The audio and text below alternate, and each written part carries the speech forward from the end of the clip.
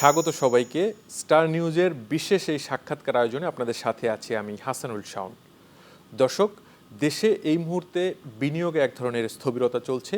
অন্তর্বর্তী সরকার চেষ্টা করছে বিনিয়োগ বৃদ্ধির, অভ্যন্তরীণ এবং বিদেশি দুটোই। আমরা আজ দেশের বিনিয়োগের চ্যালেঞ্জগুলো নিয়ে কথা বলবো এবং সেই চ্যালেঞ্জগুলো উত্তরণের উপায় নিয়ে কথা বলবো। এজন্য আমাদের সাথে আজ উপস্থিত আছেন ইউনিলিভার বাংলাদেশের ব্যবস্থাপনা পরিচালক এবং foreign investors chamber of commerce and ইন্ডাস্ট্রির সভাপতি জাভেদ আক্তার। স্বাগত আপনাকে। অনেক ধন্যবাদ।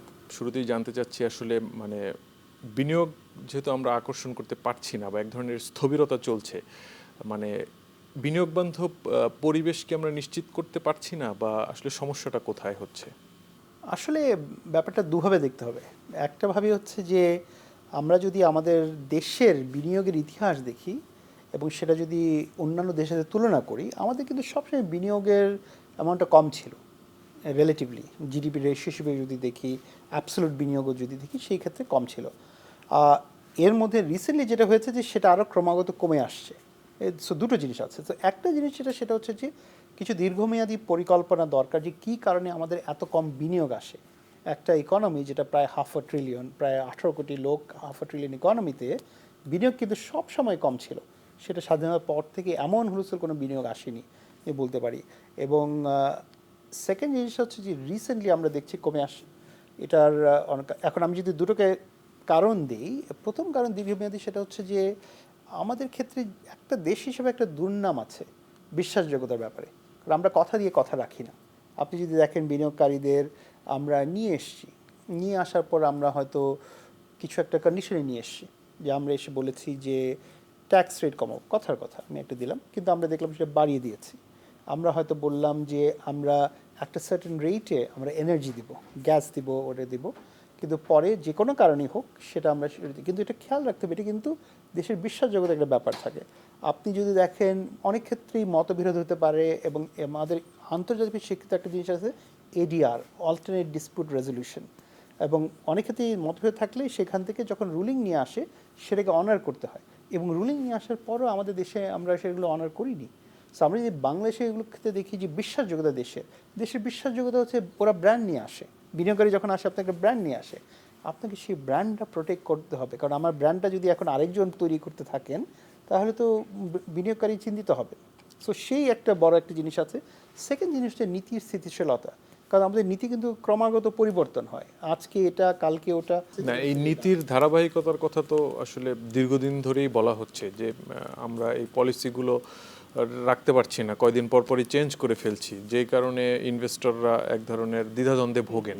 সেই জায়গাটা কি কোনো পরিবর্তন হচ্ছে না? পরিবর্তন কিছু এসছে, কিন্তু এবারের বাজেটে কিন্তু একটা জিনিস এসছে, সেখানে কিন্তু আপনি দেখবেন কিছু দিক নির্দেশনা আছে।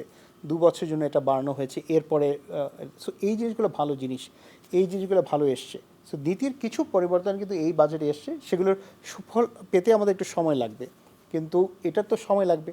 এবং ওই যে আমি বললাম, দুটোই কিন্তু একসাথে কানেক্টেড, বিশ্বাসযোগ্যতা, নীতি, ধারাবাহিকতা।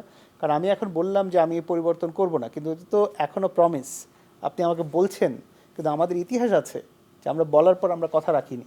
তা এখন আমি যদি দেখি যে না, আগামী বছর তার বছর, তখনই কিন্তু ওটা আসবে।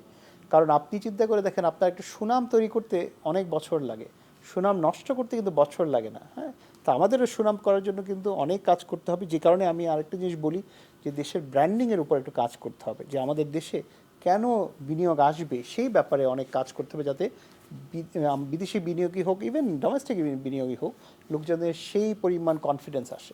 এবারের যে বাজেটটি হলো, সেটি আসলে কতটা বিনিয়োগ বান্ধব বলে মনে করছেন আপনি? না, এটা তো আমি আগেও বলেছি। আপনি যদি বাজেটটা দেখেন, সেখানে আমাদের মাননীয় ফাইন্যান্স অ্যাডভাইজার নিজেই বলেছেন এই বাজেটটা হচ্ছে প্রবৃদ্ধির বাজেট না, এই বাজেটটা হচ্ছে বেসিক্যালি সার্ভাইভালের বাজেট।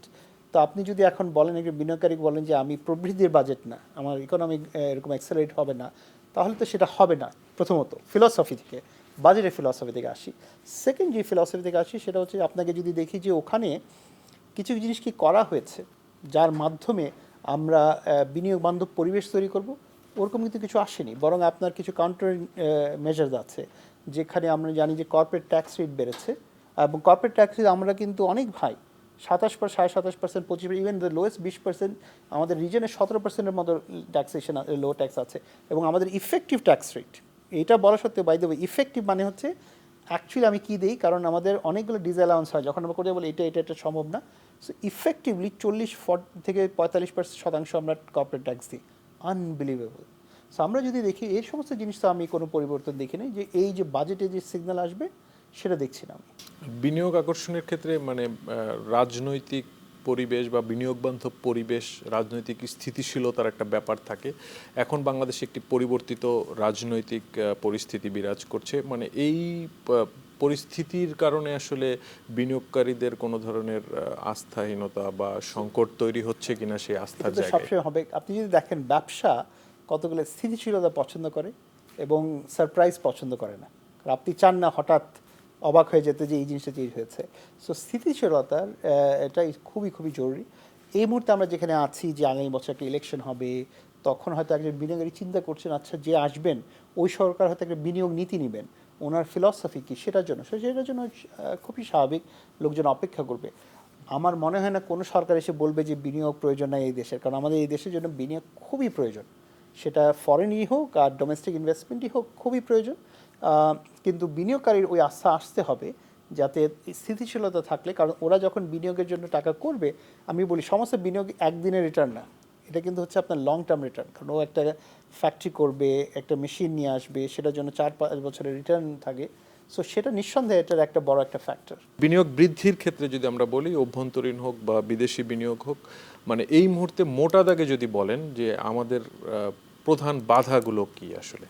আপনি যদি দেখেন বিনিয়োগ বৃদ্ধির ক্ষেত্রে তো অনেকগুলো আছে বাধার মধ্যে। আপনি ধরুন একটা বড় বাধা হচ্ছে এনবিআর পুরোটা মিলে। আমি যদি বলি কাস্টমস, যেখানে এবং এই ক্ষেত্রেও এনবিআর একটা ভালো উদ্যোগ নিয়েছে, ওই এইও নামে একটা জিনিস, অথরাইজড ইকোনমিক অপারেটর, যেটা টেকনিক্যালি হচ্ছে একটা গ্রিন চ্যানেল, সেটা করা যায়। এইটা যত আমরা বাড়াতে পারবো, স্কেল করতে পারবো, তাহলে কাস্টমস থেকে স্মুথ হয়ে যাবে। কারণ কেউ কাস্টমসের যে ডিলে হয় সেটা বিনিয়োগের জন্য একটা বড় চ্যালেঞ্জ।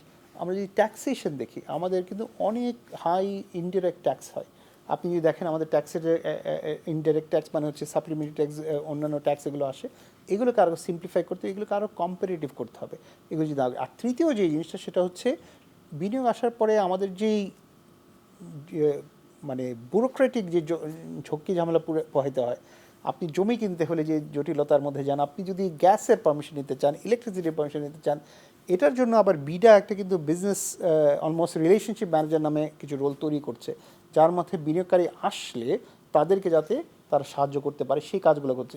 এই জিনিসগুলো, এই অথরাইজ ইকোনমিক অপারেটর, আপনি যদি দেখেন আরেকটা জিনিস রয়েছে যে এনবিআর জাস্ট করেছে ন্যাশনাল সিঙ্গেল উইন্ডো, যেখানে ওনারা ডিজিটালি অনেকগুলো নিয়ে আসছে। এই জিনিসগুলো যে ইফেক্টিভলি এই ট্রান্সফরমেশনগুলো নিয়ে আসতে পারি, এগুলো কিন্তু বিনিয়োগ সহযোগী করবে। এবং এর আন্ডারলাইন সমস্ত কিছুতেই হচ্ছে ডিজিটাইজেশন।